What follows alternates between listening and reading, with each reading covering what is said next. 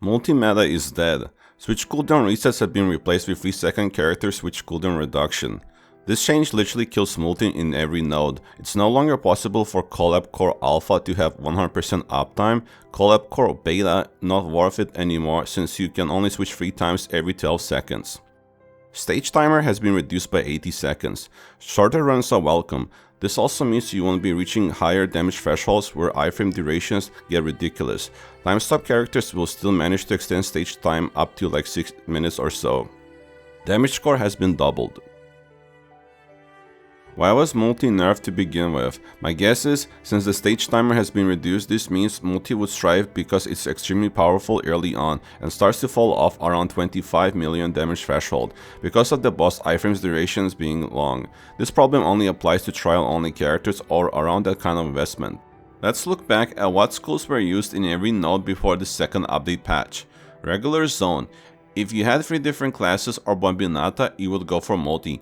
Anything else, you would go for single. Siege target. Heavily dependent on your investment. If there was a time stop character like Skyer or Stigmata, you would go for single solo. If there were other time stop characters without the 2 mentioned above, you would go for single switch. Or if there were sharks as bosses, multi was an option to matrix lock them. Multi was also used for trial only runs. Special dispatch, for fucking hell, why do they just keep changing the names? Just call it Dead Zone. If there was Tempest, you would go for single solo, assuming she's high invest.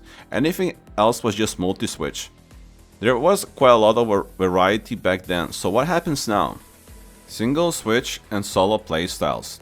So this is the setup everyone will be using starting this patch. So much for variety, huh? How to play single switch. Before switching out current character, try to keep everything of a color you're not switching to. For this example, I'll be using this rotation order: red, blue, yellow.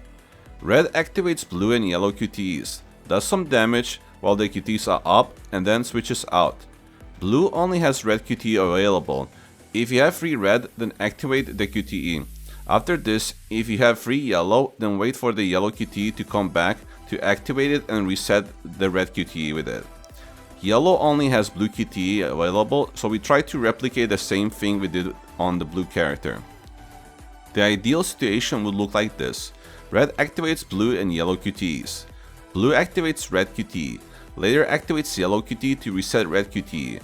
Reaches 1 million threshold, both QTEs reset and get automatically activated. Yellow and red try to do the same thing as blue.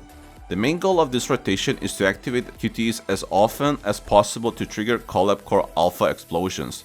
This obviously will work more consistently on lower investment because higher ones will be reaching 1 million threshold resets faster, but it's still a good thing to be aware of. Another problem you will run into is that you won't always have the orb colors for the QTEs you want to activate, making this quite grindy if you wish to achieve high scores. This playstyle is similar to the old guild battle, but with the QT management on top of that. Single solo. Only really used with time stop characters such as Skyer or Stigmata with high invest. Also used with Tempest. Nothing really complex to explain, besides it just becomes a QT management simulation game while just playing one character. And that's it. Yep, it's just 2 playstyles now. Thanks for watching everyone, and I hope you have a great day.